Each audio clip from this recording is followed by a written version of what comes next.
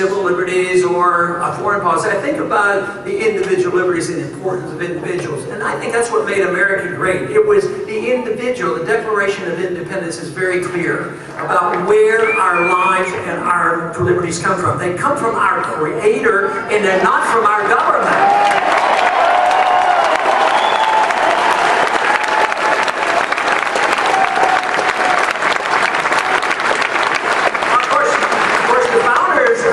What the consequence would that be, and that is if you have a right to your life and a right to your liberty and an obligation to take care of yourself, you ought to have the right to keep the fruits of your labor.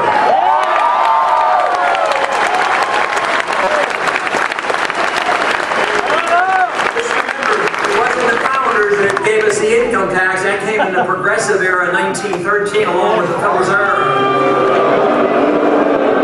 So we'll add that to the list too.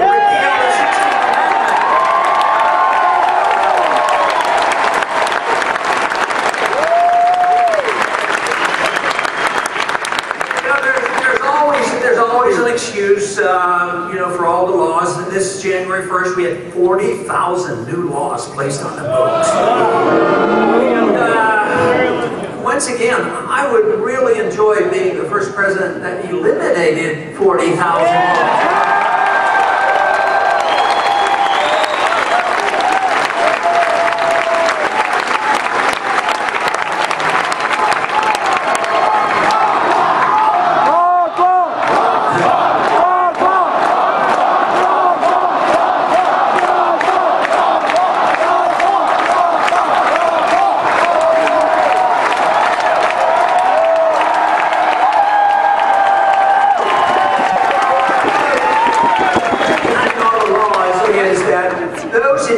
The bureaucrats and the politicians believe it's for your own good. That's what their claim is. And I've had members tell me on the House floor, I said, why are you voting for this? You're intruding on this personal decision making by the individual. He says, well, the people are too dumb.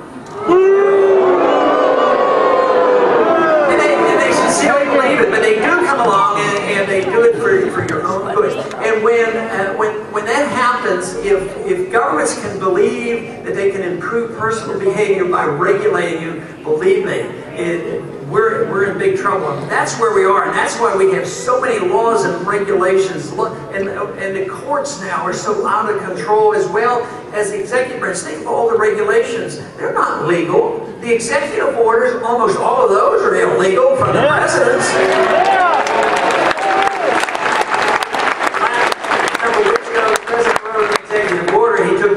Production Act, which was written in 1950, and he renewed it, not to Congress, the President renewed it with an executive order. He changed a few words. The emergency powers, which should never be granted if in case there's a war going on, the President can take over all of industry. But he changed the word. He changed the word. He says not only in time of war, but in time of peace, the President can do that as well.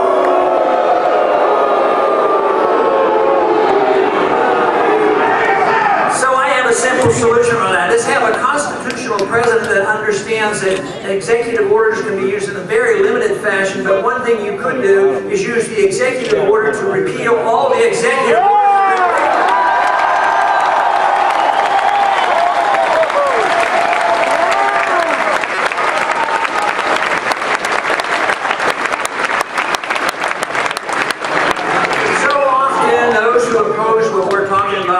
We'll say, oh, you guys want to go back to the Dark Ages. And, but you know what the Dark Ages is big government and tyranny and tyrants and dictators and pharaohs and kings. That is old-fashioned. That's going back to the Dark Ages. The future is looking to a free society and improve upon it.